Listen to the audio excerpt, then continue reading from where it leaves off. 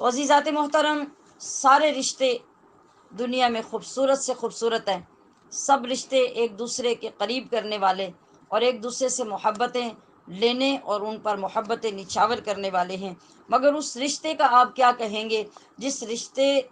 کی شان اتنی ہے کہ اللہ رب العزت نے اپنی ذات کے ساتھ اس کا ذکر کیا، اپنے حقوق کے ساتھ اس کے حقوق کا ذکر کیا، اور ایسا عظیم الشان رشتہ جس کو ہم دنیا میں ماں اور باپ کے نام سے یاد کرتے ہیں۔ اللہ رب العزت نے قرآن عظیم میں ارشاد فرمایا، وَقَضَىٰ رَبُّكَ أَلَّا تَعْبُدُوا إِلَّا إِيَّاهُ وَبِالْوَالِدَيْنِ إِحْسَانًا، کہ اللہ تبارک و تعالیٰ نے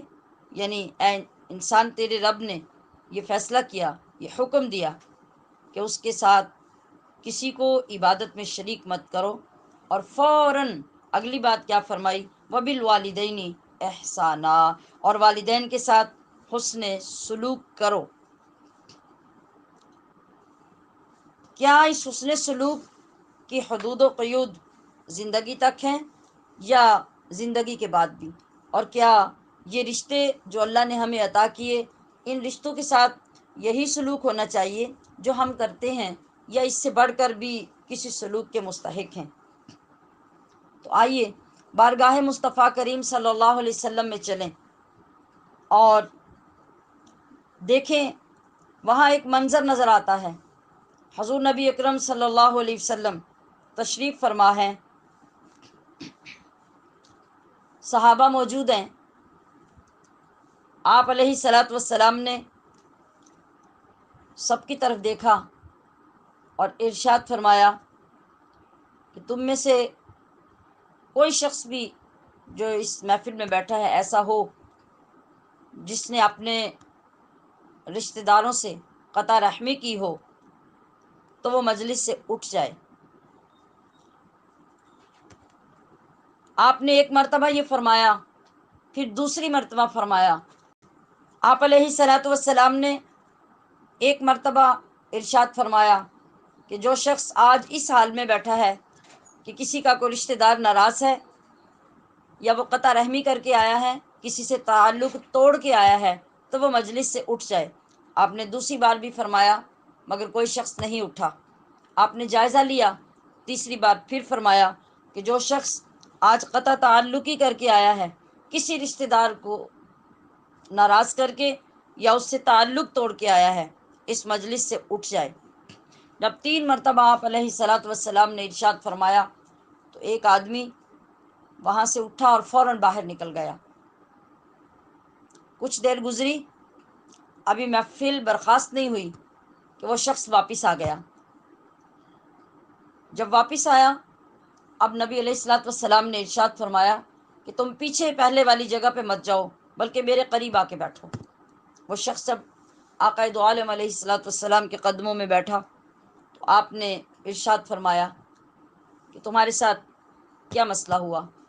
مجھے بیان کرو، جو معاملہ ہوا، جو واقعہ ہوا وہ بیان کرو۔ اس شخص نے عرض کی، یا رسول اللہ، میری خالہ کے گھر میں میری ایک رشتہ داری قائم ہوئی، وجوہات پیدا ہوتی گئیں اور وہ رشتہ نبھ نہ سکا۔ میری اور میری خالہ کی لڑائی ہو گئی اور لڑائی اس حد تک بڑھ گئی کہ میں نے غصے میں آ کر خالہ سے کہہ دیا کہ میرا اور تمہارا آج کے بعد کوئی تعلق نہیں، میرے گھر سے فوراً نکل جاؤ، اور میں نے خالہ کو گھر سے نکال دیا اور وہ روتی ہوئی میرے گھر سے چلی گئی۔ آپ نے جب بار بار یہ ارشاد فرمایا تو میں اٹھا اور میں اٹھ کر سیدھا خالہ کے گھر گیا اور میں نے جا کے اس سے معافی مانگی۔ خالہ نے کہا کہ یہ کیا عجیب معاملہ ہے، ابھی تو کچھ دیر پہلے تم نے دھکے دے کے مجھے گھر سے نکال دیا اور ابھی تم میرے دروازے پہ خود معافی مانگنے آ گئے۔ تو وہ شخص کہنے لگا کہ یا رسول اللہ فدا کا امی و ابی، آقا میں نے سارا معاملہ خالہ کے گوش گزار کیا، اس کو بتا دیا اور کہا کہ خدا کے لیے مجھے معاف کر دو ورنہ میں مصطفیٰ کریم کی بارگاہ سے رد کر دیا جاؤں گا، میری دنیا اور آخرت کو بچا لو اور مجھے معافی عطا کر دو۔ میری خالہ نے کہا کہ تم مجھے معاف کر دو، میں نے تمہیں معاف کر دیا، اور یا رسول اللہ اب میں اپنی خالہ سے معافی مانگ کر آ رہا ہوں۔ آپ علیہ الصلاۃ والسلام نے ارشاد فرمایا کہ میں نے یہ اعلان اس لیے کیا کہ میرے پاس جبریل آئے، اور جبریل نے آ کر کہا کہ یا رسول اللہ، جب کسی مجلس میں کوئی ایسا شخص بیٹھا ہو جو قطع رحمی کر کے آئے اور وہ مجلس میں بیٹھا ہو، تو اس کی موجودگی میں پوری مجلس کے لوگ بھی اگر اللہ کی بارگاہ میں ہاتھ اٹھا کر دعا کرتے رہیں تو وہ شخص جو قطع تعلقی کر کے اپنے رشتہ داروں سے تعلق توڑ کے آیا ہے، اس کی نحوست کی وجہ سے پوری محفل میں بیٹھے ہوئے لوگوں کی کوئی دعا قبول نہیں ہوگی۔ عزیزات محتشم، ذرا سوچئے، غور کیجئے، ایک ایک رشتے کی قدر ہمارے پیارے آقا صلی اللہ علیہ وسلم نے ہمیں کس طرح سے سکھائی، کس طرح سے سمجھائی، اور ان رشتوں کا تقدس کس طرح سے بتایا۔ آج ہم اپنے رشتوں کے ساتھ کیا سلوک کر رہے ہیں؟ ہمارے کتنے رشتہ دار زندگی میں ہم سے راضی اور ہم ان سے راضی ہوتے ہیں، لیکن المیہ یہ ہے کہ جس وقت یہ سارے رشتے ہم سے بچھڑ جاتے ہیں، چھوٹ جاتے ہیں،